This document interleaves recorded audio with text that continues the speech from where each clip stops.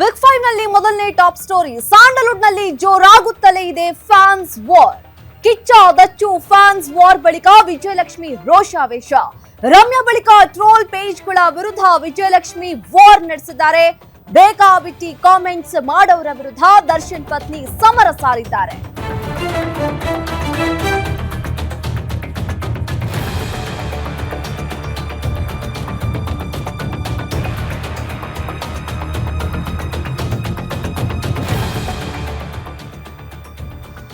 Sandalwood ನಲ್ಲಿ fans war ಮುಂದುವರೆದಿದೆ. Kichcha Dachchu fans war ಬಳಿಕ ಈಗ ವಿಜಯಲಕ್ಷ್ಮಿ ರೋಷಾವೇಶ ವ್ಯಕ್ತಪಡಿಸಿದ್ದಾರೆ. ರಮ್ಯಾ ಬಳಿಕ ಟ್ರೋಲ್ ಪೇಜ್ಗಳ ವಿರುದ್ಧ ವಿಜಯಲಕ್ಷ್ಮಿ ವಾರ್ ನಡೆಸಿದ್ದಾರೆ. ಬೇಕಾಬಿಟ್ಟಿ ಕಾಮೆಂಟ್ಸ್ ಮಾಡುವವರ ವಿರುದ್ಧ ದರ್ಶನ್ ಪತ್ನಿ ಸಮರ ಸಾರಿದ್ದಾರೆ. ಸೋಷಿಯಲ್ ಮೀಡಿಯಾ ಪೋಸ್ಟ್ಗಳ ವಿರುದ್ಧ ಈಗ ವಿಜಯಲಕ್ಷ್ಮಿ ರೊಚ್ಚಿಗೆದ್ದಿದ್ದಾರೆ. ಕೆಟ್ಟ ಪೋಸ್ಟ್ ಕಾಮೆಂಟ್ಸ್ ಮಾಡಿದವರ ವಿರುದ್ಧ ವಿಜಯಲಕ್ಷ್ಮಿ ಕಂಪ್ಲೇಂಟ್ ದಾಖಲಿಸಿದ್ದಾರೆ. ಜಂಟಿ ಪೊಲೀಸ್ ಆಯುಕ್ತರನ್ನ ಭೇಟಿ ಮಾಡಿ ವಿಜಯಲಕ್ಷ್ಮಿ ದೂರು ದಾಖಲಿಸಿದ್ದಾರೆ. ಕೆಟ್ಟ ಮೆಸೇಜ್ ಕಾಮೆಂಟ್ ಮಾಡಿದವರ ವಿರುದ್ಧ ಕ್ರಮಕ್ಕೆ ಮನವಿ ಮಾಡಿಕೊಂಡಿದ್ರು. ವಿಜಯಲಕ್ಷ್ಮಿ ದೂರು ನೀಡುತ್ತಾ ಇದ್ದಂತೆ ಸಿಸಿಬಿ ಸೈಬರ್ ಕ್ರೈಮ್ ಠಾಣೆಯಲ್ಲಿ ಕೇಸ್ ದಾಖಲಾಗಿದೆ. ಮುಂದುವರೆದಿದೆ ವಿಜಯಲಕ್ಷ್ಮಿ ಅವರ ಯುದ್ಧ. ಸೋಷಿಯಲ್ ಮೀಡಿಯಾದಲ್ಲಿ ವಾರ್ ಶುರುವಾಗಿರೋ ಹಿನ್ನೆಲೆಯಲ್ಲಿ ಕೆಟ್ಟ ಮೆಸೇಜ್ ಕಾಮೆಂಟ್ ಮಾಡಿದವರ ವಿರುದ್ಧ ಕ್ರಮ ಕೈಗೊಳ್ಳಿ ಅಂತ ಹೇಳಿ ಕಮಿಷನರ್ಗೆ ದೂರು ದಾಖಲಿಸಿದ್ದಾರೆ. ನೆಗೆಟಿವ್ ಕಾಮೆಂಟ್ಸ್ ಮಾಡುವವರ ವಿರುದ್ಧ ವಿಜಯಲಕ್ಷ್ಮಿ ಸಿಟ್ಟಿಗೆದ್ದಿದ್ದಾರೆ. ಪಾಠ ಕಲಿಸಿದ್ದಾರೆ ಒಂಥರ.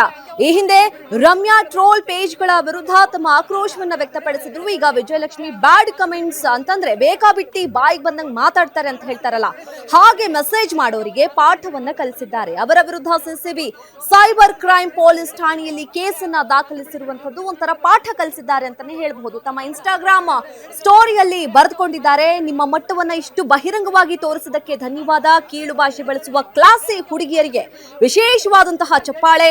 ಕಿರುಕುಳ ನೀಡೋದನ್ನ ಫ್ಯಾಂಡಮ್ ಅಂತ ಹೇಳಿಕೊಳ್ಳಲು ಸಾಧ್ಯ ಇಲ್ಲ. ಆಕಾಶದಿಂದ ಬಿದ್ದಂತಿರುವ ಕ್ಲಾಸಿ ಗಂಡಸರಿಗೂ ಇನ್ಯಾವ ವಿವರಣೆ ಬೇಕಿಲ್ಲ. ನಾನು ಮೌನವಾಗಿದ್ದು ಇದನ್ನೆಲ್ಲ ಸಾಮಾನ್ಯವೆಂದು ಒಪ್ಪಿಕೊಳ್ಳುವವಳು ನಾನಲ್ಲ. ಪ್ರತಿಯೊಬ್ಬ ಮಹಿಳೆಯೂ ಗೌರವಕ್ಕೆ ಅರ್ಹಳು ಅಂತ ನೆನಪಿಸುವ ಮಾತಿದು.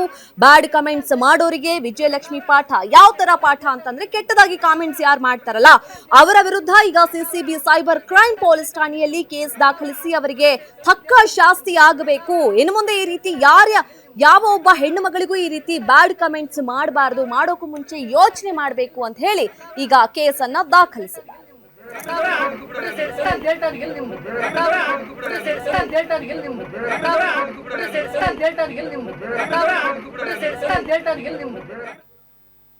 ಈ ಬಗ್ಗೆ ಮತ್ತಷ್ಟು ಡೀಟೇಲ್ಸ್ ನೀಡ್ತಾರೆ ಫಿಲ್ಮ್ ಕರೆಸ್ಪಾಂಡೆಂಟ್ ಕೀರ್ತಿ. ಲೈವ್ ನಲ್ಲಿ ಜಾಯ್ನ್ ಆಗಿದ್ದಾರೆ. ಕೀರ್ತಿ, ಕಿಚ್ಚ ದಚ್ಚು ಫ್ಯಾನ್ಸ್ ಏನೇ ಆಗಿರ್ಲಿ, ಒಬ್ಬ ಹೆಣ್ಣು ಮಗಳಿಗೆ ಸೊಂಟದ ಕೆಳಗಿನ ಭಾಷೆಯನ್ನ ಬಳಸಿ ಕಾಮೆಂಟ್ ಮಾಡ್ತಾರೆ ಅಂತಂದ್ರೆ ಇದು ಒಳ್ಳೇದಲ್ಲ ಅಂತ ಅನ್ಕೊಳ್ತೀನಿ. ಈಗ ವಿಜಯಲಕ್ಷ್ಮಿ ಕಂಪ್ಲೇಂಟ್ಗೆ ಸಂಬಂಧಪಟ್ಟಂತೆ ಏನಿದೆ ಹೆಚ್ಚಿನ ಡೀಟೇಲ್ಸ್? ನಮ್ರತ, ಈಗಾಗಲೇ ನಾವು ನೋಡೋದಾದರೆ ಸೋಷಿಯಲ್ ಮೀಡಿಯಾದಲ್ಲಿ ಬರುವಂತಹ ನೆಗೆಟಿವ್ ಕಾಮೆಂಟ್ಸ್ ಇರ್ಬೋದು, ನೆಗೆಟಿವ್ ಪೋಸ್ಟ್ ಇರ್ಬೋದು, ಕಡಿವಾಣ ಹಾಕೋಕ್ಕೆ ನಿಜವಾಗ್ಲೂ ಸಾಧ್ಯವಾಗ್ತಿಲ್ಲ. ಇದು ಸೈಬರ್ ಕ್ರೈಮಲ್ಲಿರುವಂತಹವ್ರಿಗೆ ಸಾಕಷ್ಟು ಚಾಲೆಂಜಿಂಗ್ ಟಾಸ್ಕ್ ಅಂತಲೇ ಹೇಳ್ಬೋದು. ಹಿಂದೆ ಕೂಡ ನಟಿ ರಮ್ಯಾ ಅವರು ಫೇಸ್ ಮಾಡಿದಂತಹ ಸಿಚುವೇಶನ್ನ ಇದೀಗ ವಿಜಯಲಕ್ಷ್ಮಿ ಅವರು ಕೂಡ ಫೇಸ್ ಮಾಡ್ತಿರುವಂಥದ್ದು. 150ಕ್ಕೂ ಹೆಚ್ಚಿನ ಸ್ಕ್ರೀನ್ಶಾಟ್ಗಳನ್ನು ಅವರು ದಾಖಲಾಗಿ ಇಟ್ಕೊಂಡು ದೂರನ್ನ ಇವತ್ತು ಕೊಟ್ಟಿರುವಂಥದ್ದು ಸೈಬರ್ ಕ್ರೈಮ್ನಲ್ಲಿ.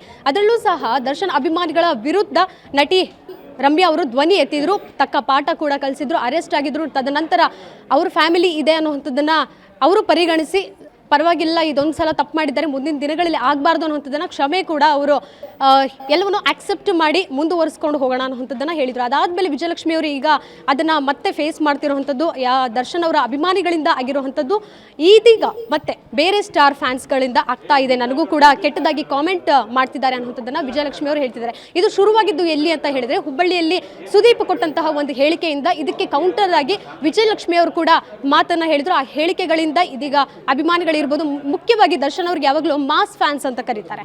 ಆದರೆ ಈ ಕಡೆ ಇದಕ್ಕೆ ವ್ಯಂಗ್ಯವಾಗಿ ವಿಜಯಲಕ್ಷ್ಮಿ ಅವರು ಪೋಸ್ಟ್ ಮಾಡಿರುವಂಥದ್ದು ಕ್ಲಾಸಿ ಫ್ಯಾನ್ಸ್ ಅಂತ ಹೇಳಿದ್ದಾರೆ. ಹೆಣ್ಣು ಮಕ್ಕಳು ಅದರಲ್ಲೂ ಸಹ ಜಡೆ ಆಗೋದಿಲ್ಲ, ಹೆಣ್ಣು ಮಕ್ಕಳಿಗೆ ಮಗುನೇ ಶತ್ರು ಅನ್ನುವಂಥದ್ದನ್ನೇ ನಾವು ಕೇಳಿರ್ತೀವಿ. ಇದೀಗ ಮತ್ತೆ ವಿಜಯಲಕ್ಷ್ಮಿ ಅವರ ವಿಚಾರದಲ್ಲಿ ಇದು ಪ್ರೂವ್ ಆಗಿದೆ.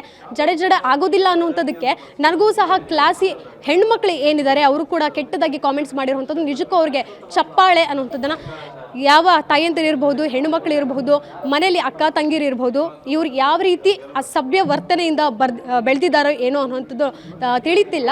ಆದರೆ ನಾನು ಇಂಥವ್ರಿಗೆ ಮಾತ್ರ ತಲೆ ಬಾಗೋದಿಲ್ಲ, ಧೈರ್ಯವಾಗಿ ನಿಲ್ತೀನಿ, ನನ್ನ ಧ್ವನಿ ಎತ್ತುತ್ತೀನಿ ಅನ್ನುವಂಥದ್ದನ್ನು ವಿಜಯಲಕ್ಷ್ಮಿ ಅವರು ಖಡಾಖಂಡಿತವಾಗಿ ಹೇಳಿರುವಂಥದ್ದು. ನಮ್ರತಾ, ಥ್ಯಾಂಕ್ ಯು ಕೀರ್ತಿ, ತಮ್ಮೆಲ್ಲ ಡೀಟೇಲ್ಸ್.